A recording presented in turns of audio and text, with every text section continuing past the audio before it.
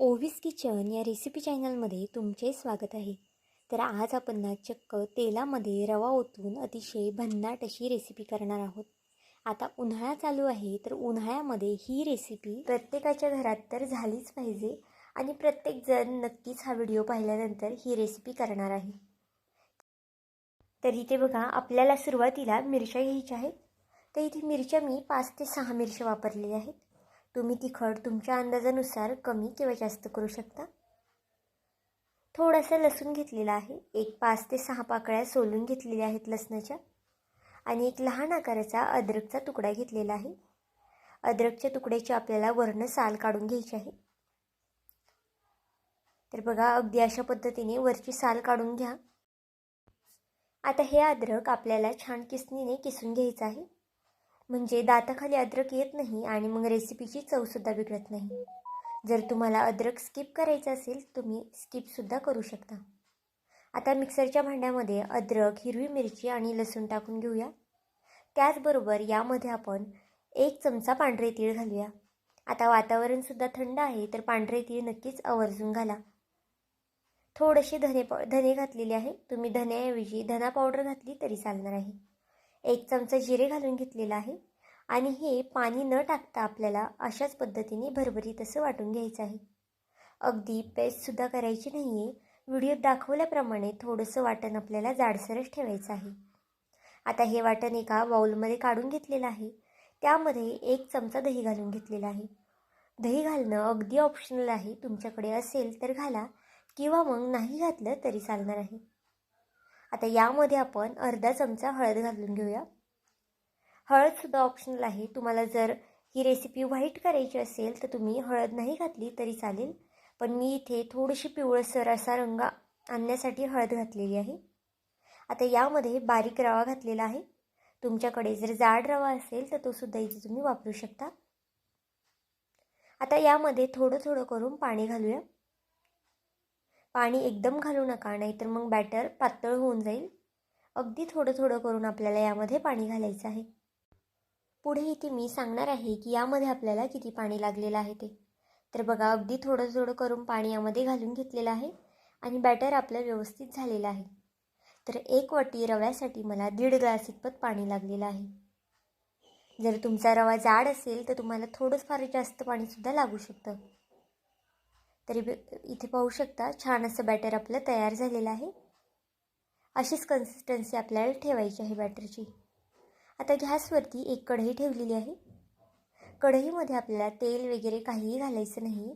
Direct जे batter आपण केलेलं आहे ते ओतून घ्यायचं आहे. तर बघा, अगदी अशा पद्धतीने बॅटर आपल्याला ओतायचं आहे. ही रेसिपी जर तुम्ही एकदा केली ना तर नक्कीच आठवड्यातून 4 वेळा रेसिपी ही कराल. इतकी जास्त चविष्ट होते. त्यामुळे नक्कीच एकदा करून बघा. आणि व्हिडिओ इथपर्यंत पाहिलाच आहे तर व्हिडिओला लाईक आणि सबस्क्राईब करायला विसरू नका. तसाच हा व्हिडिओ माझा तुम्ही कुठून पाहत आहात हे सुद्धा मला कमेंट करून सांगायला विसरू नका. तर बघा, मध्ये आधी सतत ढवळत आपल्याला हे बॅटर राहायचं आहे. गॅसची फ्लेम आपल्याला अगदी स्लो ठेवायची आहे आणि अगदी अशा पद्धतीने मिक्स करत राहायचं आहे. गॅस जर तुम्ही फास्ट केला तर याच्या गुठळ्या वगैरे होऊ शकतात. त्यामुळे स्लो गॅसवरतीच आपल्याला हे मिक्स करून घ्यायचं आहे. तर बघा, रवा आता आपला बऱ्यापैकी आटत आलेला आहे. आता व्यवस्थित असं हे हलवून घेऊया. आता यावरती आपल्याला 1 मिनिटभरासाठी फक्त झाकण ठेवायचं आहे. जास्त वेळ झाकण ठेवू नका. फक्त 1 ते किंवा अर्धा मिनिट झाकण ठेवा आणि त्यानंतर इथे बघा, मी पुन्हा झाकण काढलेलं आहे. आता आपला रवा हा बऱ्यापैकी शिजलेला आहे. पुन्हा रवा छान असा मिक्स करून घेऊया. गॅस आपल्याला कुठेही मोठा करायचा नाही. अगदी स्लो गॅसवरती हे आपल्याला बॅटर घट्ट करून घ्यायचं आहे. अजिबातच गुठळ्या वगैरे सुद्धा इथे होऊन द्यायचे नाही आहेत. व्हिडिओ अगदी डिटेलमध्ये सांगते, म्हणजे तुम्हाला अगदी व्यवस्थित व्हिडिओ कळला जाईल आणि तुमची रेसिपी फसणार देखील नाही. तर बघा, पुन्हा इथे आता झाकण ठेवून मी अर्धा मिनिटासाठी वाफ देऊन घेणार आहे. तर इथे पाहू शकता, अर्धा मिनिट झालेला आहे आणि आपल्या रव्याला वाफ देखील छान बसलेली आहे. ज्या पद्धतीने आपल्याला हे बॅटर लागणार आहे अगदी त्याच पद्धतीने झालेलं आहे. आता हे बॅटर आपण एका प्लेटमध्ये काढून घेऊया. बॅटर छान थंड होऊन द्यायचं आहे, मगच हात लावा, नाहीतर मग हाताला भाजू शकतं. हाताला इथे मी थोडंसं अगदी तेल लावून घेतलेलं आहे, त्यामुळे बॅटर आपल्या हाताला अजिबातच चिटकत नाही आणि अगदी सहज असा गोल गोळा तयार होतो. तर पाहू शकता अगदी अशा पद्धतीने आपल्याला याचा गोळा करून घ्यायचा आहे. गोळे थोडेसे इथे मी लहान लहान केलेले आहेत. तुम्हाला जर मोठ्या आकाराचे गोळे करायचे असतील तर तुम्ही ते सुद्धा करू शकता, पण अगदी अशा पद्धतीने लहान लहान केले की रेसिपी किंवा तो पदार्थ दिसायला सुद्धा छान दिसतो. तर बघा अगदी अशा पद्धतीने आता सर्व गोळे मी छोटे छोटे करून घेते. इथपर्यंत व्हिडिओ पाहिलाच आहे आणि व्हिडिओ थोडा जरी आवडला असेल तर व्हिडिओला नक्कीच एक लाईक, एक सबस्क्राईब करून घ्या. आता नक्की या गोळ्यांचं आपल्याला करायचं काय आहे हे मी तुम्हाला पुढे सांगणारच आहे. तर इथे बघा मी निम्म्या पिठाचे गोळे करून घेतलेले आहेत. आता हाताला अगदी थोडंसं तेल लावून घ्या, म्हणजे जे बॅटर आहे ते हाताला चिटकणार नाही. एक गोळा हातावरती घ्यायचा आहे, तो थोडासा प्रेस करून घ्या आणि मध्ये अशा पद्धतीने होल करा. अर्थातच मेदूवड्याला आपण ज्या पद्धतीने करतो त्याच पद्धतीने करायचं आहे. तर बघा अगदी परफेक्ट असा आपला मेदूवडा तयार झालेला आहे हा. आता हे मेदूवडे आपल्याला नक्की तळायचे आहेत किंवा मग वाफवायचे आहेत किंवा कशासोबत खायचे आहेत हे मी तुम्हाला पुढे सांगणारच आहे, त्यामुळे व्हिडिओ शेवटपर्यंत नक्कीच बघून घ्या. तर बघा अगदी या पद्धतीने हा मेदूवडा आपला तयार झालेला आहे. तर इथे पाहू शकता सर्व मेदूवडे तयार करून घेतलेले आहेत आता मी प्लेटमध्ये. जर तुम्हाला मेदूवडे व्हाईट रंगाचे हवे असतील तर तुम्ही त्यामध्ये हळद स्किप करा किंवा मग अशा पद्धतीने मोठीसुद्धा तुम्ही मेदूवडे तयार करू शकता. तर इथे बघा अगदी लहान लहान मेदूवडे तयार झालेले आहेत. मेदूवडे हे लहान असले की दिसायलासुद्धा छान दिसतात आणि खायलासुद्धा छान लागतात. आता गॅसवरती एक कढई ठेवली आहे. कढईमध्ये गरम करून तेल घेतलेलं आहे आपण. तेल छान कडकडीत गरम करून घ्यायचं आहे. तेल गरम झाल्यानंतर एक एक मेदूवडा आपल्याला यामध्ये सोडून घ्यायचा आहे. हे मेदूवडे अजिबातच खाली चिटकत वगैरे नाही, त्यामुळे तुम्ही एक संगती जास्त सोडले तरी चालेल.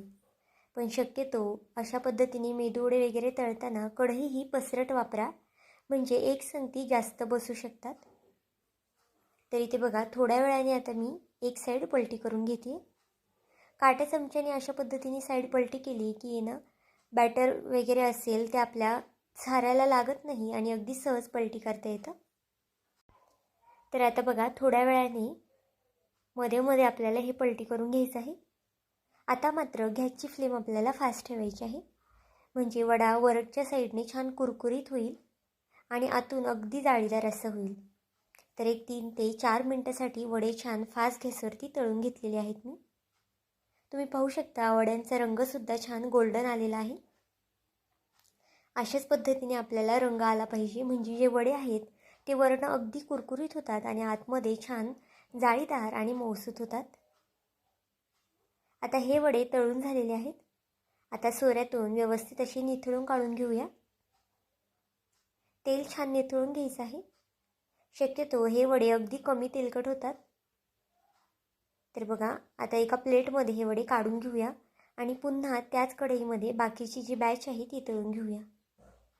तुम्ही यापेक्षा मोठे वडेसुद्धा करू शकता. तर बघा इथे मी एक वडा मोठासा देखील करून दाखवलेला आहे.